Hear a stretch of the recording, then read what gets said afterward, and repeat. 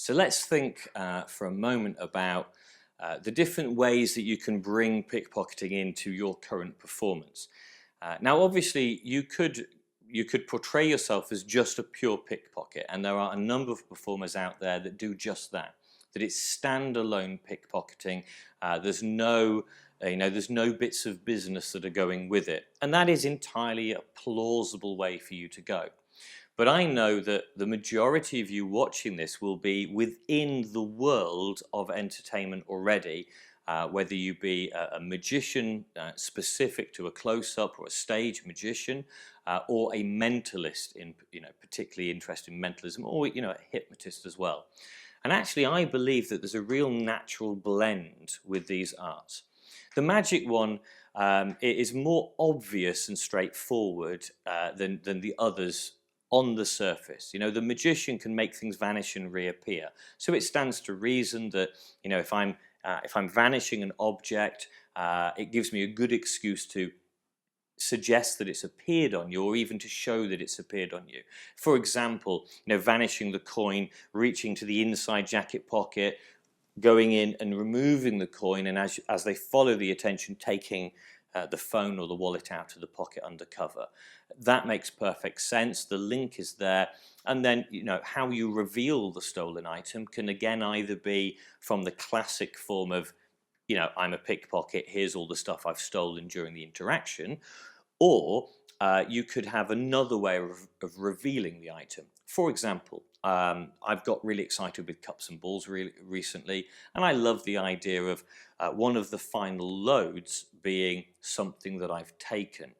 So I used to do this with a simple impromptu 1 cup style routine, which would be a borrowed item, a banknote which they'd signed, screw it into a ball, put it under the cup, it appears, it disappears.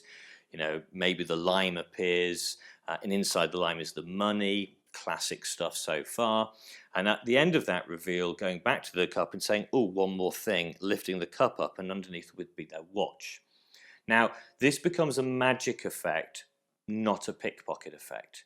Although the methodology is clearly a pickpocket moment at some point during the routine, the moment of reveal is a much more magical effect. We've set up this premise of magically the ball appears under the cup, then a lime appears under the cup, then their money appears inside the lime. Now finally their watch appears under the cup. It's got a magic feel to it rather than a theft feel to it. Equally so, I played around with lots of other ideas of having an item, removing an item from their pocket and putting it onto somebody else's, loading somebody else's pocket. And then, a simple idea of I'd steal a wallet from him, I'd put it in his pocket, and during the course of what I do, we may have a mind-reading moment of some information going from the mind of one person to another, a drawing duplication, for example, and then sort of almost upping the game and saying to them, look, if we can do this with simply a thought, let's do this with something more physical. Do you have a wallet on you? Yes. Okay. Don't tell me where it is. I just want you to imagine it now. We're just going to move it from here to here. And it sounds contrived, but actually in the context of this routine, it made perfect sense. And the moment that the guy reached into his pocket and took out the other guy's wallet, I mean, that was incredible. I mean, I'd teleported something of value from one person and made it appear on somebody else. And weirdly, when I was doing this in that sense, in that guise of performance, people's first thought wasn't, oh, you stole it and put it back, even though rationally and logically that may well be the answer. But as you and I both know, when it comes to the performance of magic, some people are very rational and logical, and they see things as a puzzle to be worked out. But thankfully for us, and it's why we continue to exist and earn a living, the vast majority of the population responds to magic in the same way, which is, is proper amazement and awe. So there is no connect in their mind between the reality of me picking somebody's pocket and loading to what they experience of the transportation of something from one place to another. Transposition of objects, or the teleportation of an object. So there are some great uses of that. Another way to think about performing this, a lovely effect that I do, which I've had a lot of fun with, since the dawn of Siri on the iPhones, and that is what I've called the Siri hack. And lots of other people have worked on this. This isn't, I'm not claiming that I've invented this or I found it. I came across it at some point, and I've spoken to lots of other people who've worked on this idea. Notably, my friend in America, Joe Brogy, who's got some devilishly clever ideas with this little technique. But it's the idea of most iPhones have this set up, and you'd have to disable the function yourself, and most people don't do this. If you press and hold the home button on an iPhone while the lock screen is engaged, it will bring Siri up. And you can now ask Siri to do a range of things, whether that be post to Twitter or Facebook as an update, send somebody a text message, even to phone somebody, even to get the dial, get somebody to be rung from the phone. I realised grammatically that went horribly wrong there, but I'm sure you understand what I meant. Now imagine this, something very simple. I'm able to lift your phone out of your pocket without you knowing, out of maybe a jacket pocket, press and hold, Siri comes up, and I say, Facebook update, I've just chosen the 4 of hearts. Put it back into their jacket pocket, and a few moments later, approach them with a pack of cards to do some magic. Any card you like, free choice, take one out, force. They take out a card, remember what it is, place it back in the pack, and I say, I want you to imagine that you've just gone on Facebook and updated your status, and then they go and look at it, and that's exactly what happened, even before, if they check the timeline, I seemingly came along. And actually, there's so many layers to that people cannot put it together, and it is incredible for them. The closest somebody has got to it was thinking that somehow one of their friends who knew their password to Facebook had given me access, and I'd uploaded the information somehow. But none of that really made sense to them as they were saying it, and at the end they were just happy to go, it's magic, I don't get it, what a great effect. But similarly, I've done this where press and hold, text mum. I work on the assumption that the vast majority of people, when they input the name of their mum into their phone, put down mum or dad. Very rarely will people put the person's full name. Now and again it doesn't work, but hey, I just do a different trick, it doesn't matter. Take the phone, press and hold Siri, text mum, and then I just send, I verbally say, hey mum, could you call me in 5 minutes time, and just tell me that I'm thinking of the 4 of clubs, or the number 475, or Paris, or whatever information I want her to say. Then hang up. Don't worry, I'll explain later. Send. And then I go up to that person 3 minutes later, begin the routine, have them imagine something, find something or whatever, and in the middle of it, their phone rings. And they take their phone out and say, oh, it's my mum. I say, it's okay, that's fine. They answer the phone, and in that moment, their mum just says, you're thinking of the 4 of hearts, and hangs up. Mind-blowing, absolutely freaky. Now think about this. What happens next? After the moment has passed, after I've left the group, they then do the obvious thing. They phone mum back and say, how did you know? And mum says, you text me. And now they've got to work out, how did, they check their phone, they go, I did text. But I had the phone. None of it makes sense. Now, that's just the beginning of an idea. I'm not going to tell you anything more about the Siri hack. It's really up to you now to develop new ways and new ideas of using it. I've got some good friends. I said Joe Brogy's one of them, who've come up with some really quite astonishingly clever ways of using it. And I'm sure that you can come up with some ways as well. But that's just another way that you can utilize the skill of pickpocketing in a slightly different way, in a less obvious way than taking and revealing. Equally so, if you're a mentalist, think about the benefits of just gleaning information. If I have the opportunity to secretly look inside your wallet, and in your wallet I've obviously not just got things that are obvious like credit card numbers and details of that nature, Maybe if you have a driving license, there's details of the driving license I could memorize. Even if my memory's not good, all I need is my phone, the ability to steal your wallet, take a few pictures, and then be able to put it back again. And if you can take something out, you can put it back. All of the same rules of attention management and misdirection apply here. Okay, but if I can get that information, take a picture or memorize something and put it back, I can then bring that information back to you further down the line. And this is the interesting thing.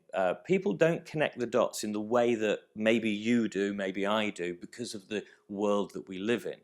If you are doing a pickpocket routine, a standalone pickpocket routine, here's a coin, I'm going to vanish it, it reappears, and I've stolen this and I've handed it back. In the process of doing that, if you've lifted a wallet and behind the back, before you reveal it to the audience and even before you hand it back to them, you open it, just lift up one of the credit cards and just memorize the last 4 numbers or the middle 8 numbers, or even all 16 if you've got a good enough memory. Then I hand the wallet back in the context of all the other things that are being given back and flowing.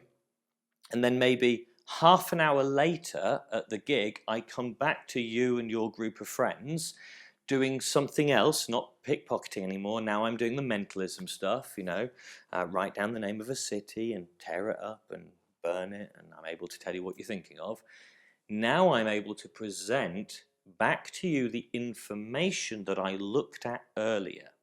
And your mind does not connect the dots back to the pickpocket routine I did 20 minutes ago. You might be thinking, oh, well, people aren't that stupid. Well, I'm sorry, they are.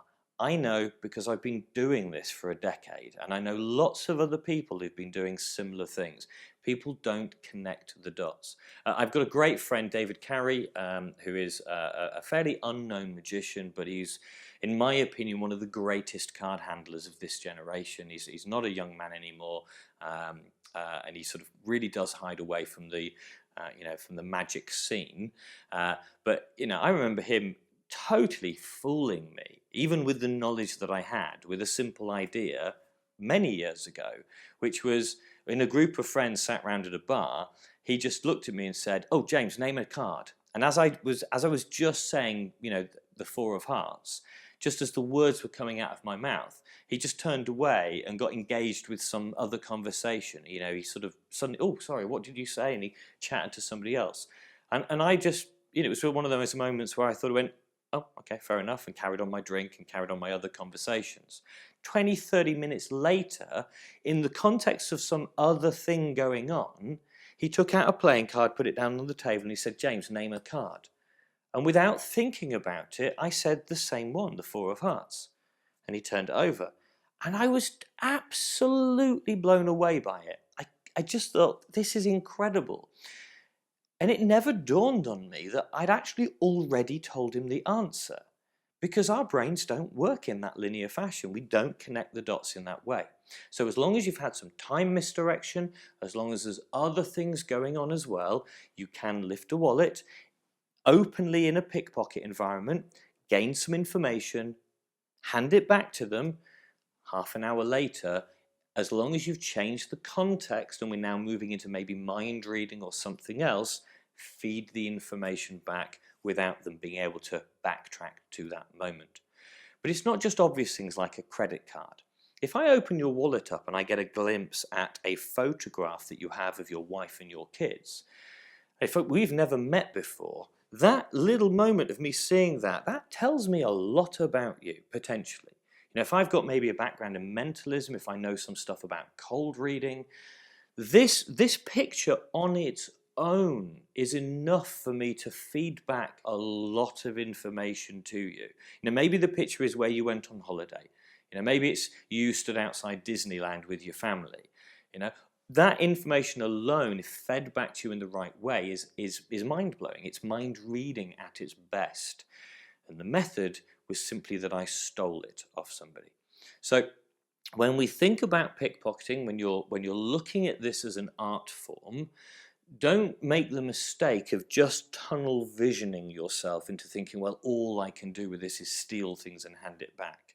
That's one thing that you can do with it. Don't underestimate how amazingly entertaining that can be if done with the right attitude and the sort of, the right approach, and being kind and gentle and not being an arse. Yeah. But also there are other elements and aspects of how you could use that. If you're a hypnotist, think about how you can utilize your skills as a hypnotist with the way that you can get people to focus their attention, when you can change the physiology of people's bodies and make them feel things in a different way. You imagine this. Mixing pickpocketing with hypnosis. I can steal your watch, put it back on my wrist, and then give you the suggestion that you are still wearing your own watch. To the extent where I did this at a dinner party once, a little bit of post-hypnotic suggestion was used. I'd already hypnotized the person before, so I knew that they were a good responsive subject. But without hypnosis, I stole their watch doing a bit of magic. I now went around to the other side of the table, sat down, and we continued eating our meal. This was a social environment. About halfway through the meal, I said to the person, "Oh, put your hands under the table, and I want you to place your hand over your watch." Now, you can still feel your watch, can't you? And this was the suggestion element. And he just went, "Yes." So now he's convinced he's still got his watch on his wrist. All the other people around the table are still convinced that he's got his watch on his wrist, but it's already on mine, which now meant that I was able to create the most mind-numbing piece of magic to get his watch to vanish from his wrist and appear on mine. In the moment when it happened, he brought his hands up above the table, still covering what he believed to be his watch. And in the moment of the vanish, he went, "Ah!" Looked across at me, and now everybody's looking at me, and I've now got the watch on my wrist. And everybody just freaked out. Total meltdown. Now that was achieved by my willingness to blend together different art forms. I'm not suggesting you do that routine itself. There are a number of people that have done it. I know that Marcus Lewis, for some of you know Marcus as a great hypnotist, part of the head hacking group. I know Marcus has done either that routine exactly or something incredibly similar to great effect. So it is very possible, as long as you're willing to put together these various art forms. So when you're thinking about pickpocketing, don't limit yourself to just stealing and returning. This art will give you so many more skills about attention management, about confidence, about your ability to move and interact with people. And it will also make you look really cool as you hand back all the stuff you've stolen. All right, wait, with that, just do the reading stuff and add a little routine of, write down on a CD, put on the, write that, on that my favorite poem. What? That I am able to steal from. Yeah. A little bonus for you. Oh, a little. I'm a man reader. Oh, a little bonus for you. It's a routine that was on. I think it was on my Professional Opportunist DVD set, which went completely unnoticed by everyone, which I was totally delighted about, because I love the fact that nobody else did it but me. But I'd like to share it with you now because it fits in perfectly. So the routine itself just allows for a great bit of mind reading, of mentalism. But it's really cheeky because the concept is mentalism, the misdirection is hypnosis, and the method is pickpocketing. And it works like this. Right, so this is a stage environment. I tended to do this in. I'd ask somebody in the audience at the beginning, I'd give them a blank card, a business card or something similar, or just even a piece of paper, it didn't really matter. And I would ask them to think of some information, a name maybe, or a word, or a shape, or draw a picture. It didn't really matter what it was. And I'd get them to do this, make sure nobody else could see, very discreetly, and I would say, when you're done, just pop it into your pocket. And then I would ignore them. Later on in the routine, it was usually at the end of the first half of the show, the final thing I did before the break, as if I'd kind of, one more thing I nearly forgot. Sir, at the beginning I asked you to think of something, and notice I'm changing it now from being written down to being thought of. I asked you to think of something. Please, a round of applause as he comes up on stage. As he came up on stage and I went to shake his hand, I would do that sort of induction thing, you know, the hand-to-face style induction. Now I'm a hypnotist, so it worked more often than it didn't, but I didn't care. All I needed was their compliance to actually close their eyes and kind of relax that little moment, you know, sleep, close your eyes, relax down. In this moment, because I had asked him earlier when I'd said, write it down and put it in your pocket, I told him by showing him, place it inside your pocket, I knew it was going to be in his right side jacket pocket. And to verify that, I'd watched him do it. Yeah, and if for any reason he went to put it in another pocket, I would very blatantly say, no, put it inside your pocket, thank you. Because people would forget that later. It's only happened twice, though, in memory that I've had to tell somebody to put it in the pocket. Just the gesture was enough. So as they've come up, I've shaken their hand, I've done this induction moment. By the angle of where the audience is looking, their body and my body is blocking this. This hand just went into the pocket, lifted the piece of paper out, I read it, I put it back. All done in the same time as the hand came up to the head and I brought them into my shoulder, sleep deeper and deeper. And then I moved away and left them in this kind of classic, relaxed, hypnotic state on the stage. And now I was able to move away and then just go into a normal mentalism style routine as you would perform it in any other way, you know, however you do it. You know, I want you to nod your head when you can imagine that word, that picture, right at the front of your head, right where you're touching it. Nod your head, yes, yes, yes. Okay, and just slowly bring your hand away, and I want you to look at your hand and see that image, see that word, yes, yes, yes. And then I just want you to just gently blow that word to me. And they would do it, and I would sort of have that epiphany moment, and I'd say, yes, I'm getting something through, and nada. You're thinking of a church with a little fence and some clouds, and they would be like, yeah, how the hell did you know? And the audience would see that for what it was, pure mind reading. And what was beautiful is the only times I have ever had people come up to me with a method, the method that they always went for was something to do with the hypnosis. Nobody ever suspected that the reality was, I just read it. A little fun idea for you. I would be delighted, by the way, if any of you watching this actually went and did that and contacted me, write me an email, hit me up on Facebook and let me know how it goes, because I would love to find that other people were doing that too. Maybe it's just me, but the idea of a routine around mentalism where the misdirection is hypnosis and the method is pickpocketing, and bring all of those three things together into one little routine, I don't know, it just makes me tingle, and I hope it makes you tingle too.